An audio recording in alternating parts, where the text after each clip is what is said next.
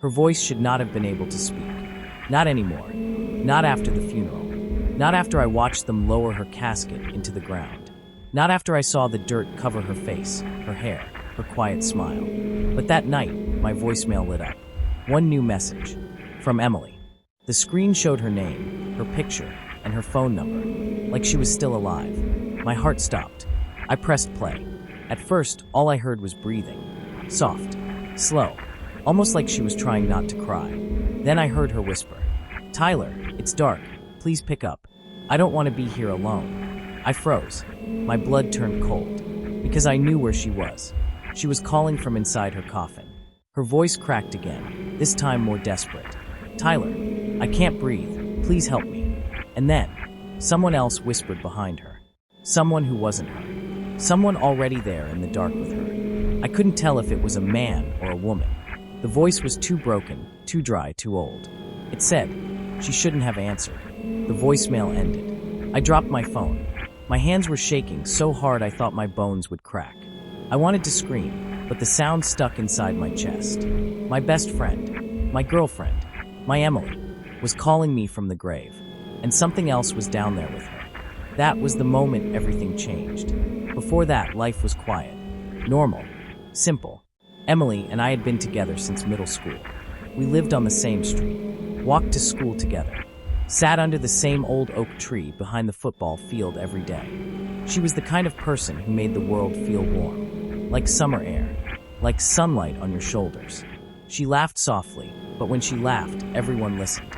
She was the type of person you didn't think death could touch. Not ever.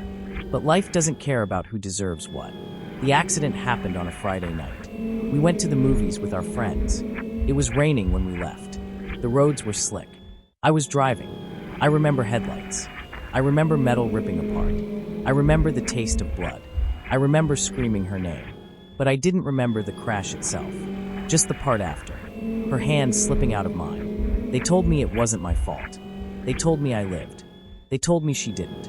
And we buried her on a Tuesday afternoon. I didn't speak during the funeral. I couldn't.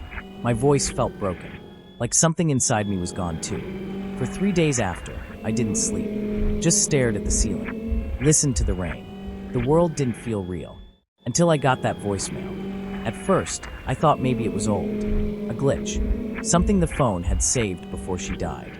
But the message was time-stamped after she was buried. Not before. After. Hours after. My hands shook as I played it again. Tyler, it's dark. Her voice was so real. So alive. So scared. Then, Tyler, please get me out. Like she was banging on the coffin lid. Then that whisper again. Right behind her. Too late. I felt like the room was closing in on me. My chest hurt. My vision blurred. I couldn't breathe. But one thought pushed through everything else. I had to go to the graveyard. Right now. No matter what time it was, no matter what was waiting. I grabbed my car keys. I didn't think. I didn't write a note. I didn't prepare. I just ran. The streets were empty. The lamps were dim. The night felt wrong. Too quiet. Too heavy. The cemetery gates were closed. Locked. But I climbed the fence. I landed hard on the other side. My knees scraped the dirt. But I didn't stop. I ran between gravestones, reading names in the moonlight. Until I found hers, Emily Rose Harper, loved by all, forever in our hearts.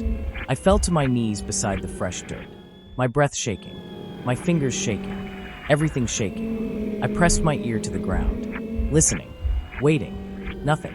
Then, thump, thump, thump, something was knocking from inside. My heart jumped out of my chest. It wasn't loud. It was soft, weak, like someone who didn't have much time left. I whispered her name. Emily, I'm here. Another thump. Faster. Harder. I started digging with my bare hands, throwing dirt behind me, crying, breathing too fast. My fingernails tore. My hands bled, but I kept digging. I couldn't stop. Then, I heard it again. The whisper. The one that wasn't hers. Closer now. Too close. Why did you come? It wasn't coming from the coffin. It was coming from right behind me. I didn't turn around at first. I couldn't. My whole body froze. The voice felt too close, like it was breathing against the back of my neck. The cold air around me didn't feel like night air anymore. It felt like something was watching. My mouth opened, but nothing came out. I could barely breathe. Slowly, so slowly, I turned my head. There was nothing there, just rows of gravestones. Silent, still, moonlight shining on cold marble and black earth. But I knew what I heard. Something had spoken to me. Something had been standing behind me. Something that didn't want me to be here. Something that didn't want Emily to come back. My hands were shaking so hard I dug them into the dirt just to stop them from trembling. I forced myself to whisper, "Emily, I'm here.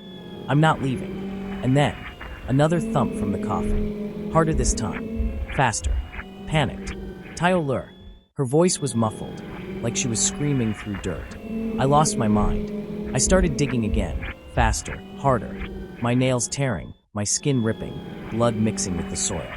I didn't care. She was alive. She was alive.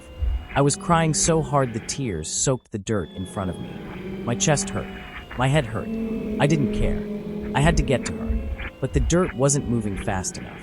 No matter how much I cleared, more slid back into the hole.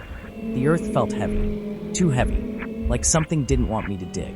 Then I remembered the shovel shed at the edge of the cemetery. The groundskeeper always left tools there. I jumped to my feet and ran. Branches scratched my arms. Thorns tore my legs. But I didn't stop. My lungs burned. I found the shed. The door was locked.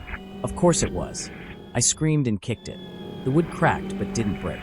I grabbed a rock and slammed it into the lock until the metal bent and snapped. The door swung open. Inside was exactly what I needed. A shovel.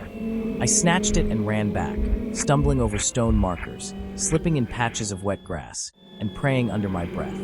Please let her still be alive. Please. Please. When I reached her grave again, I stopped, because the dirt was moving. On its own. The soil shifted like something underneath was pushing upward, like someone was trying to climb out, or something else was trying to get in. I dropped to my knees and started digging with the shovel, throwing dirt behind me in fast, heavy swings. Faster. Faster. My arms ached. My lungs burned. But I didn't stop. Not once. Until the shovel hit wood. Thunk. My heart leaped. I fell forward, brushing dirt away with my hands. The coffin was right under me. I could feel the shape of it, the smoothness of the wood, the coldness. I pressed my ear to it, and I heard her breathing, her crying, her weak fists pounding. "Tyler, please." Her voice was breaking, fading, like she was losing strength. I grabbed the coffin lid and tried to pry it open. My fingers slipped. I couldn't get a grip. I slammed the shovel blade into the edge, trying to wedge it under the seam. The metal scraped. The wood cracked. But before I could break it open, a hand grabbed my shoulder. Hard. I gasped and spun around. It was a man, tall, wearing an old brown coat and muddy work boots.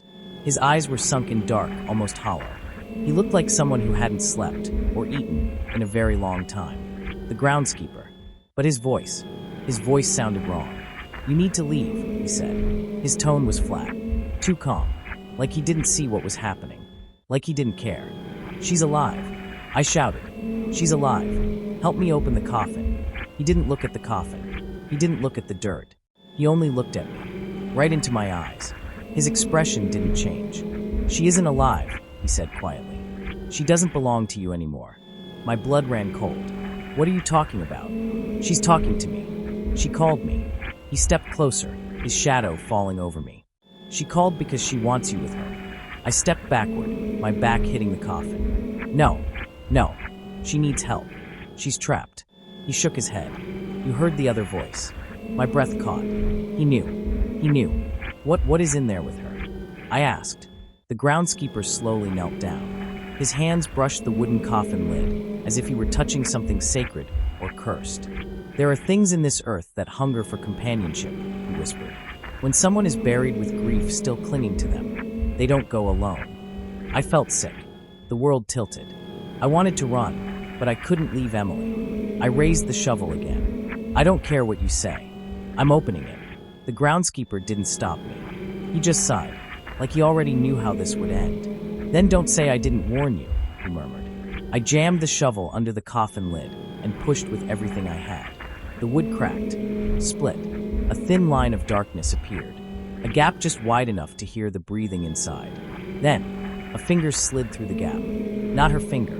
This one was long, too long, bent wrong, the skin pale and stretched, the nail black and cracked. It clawed upward, slow, searching, reaching. I screamed. The groundskeeper stood up fast. His voice was sharp now. Close it now. But it was too late. The lid snapped upward, a burst of dirt exploding into the air, and something crawled out of the coffin. Something that had once been Emily. Something that was not her anymore. Something that looked at me with eyes full of hunger, and love, and death. She opened her mouth, and dirt poured out.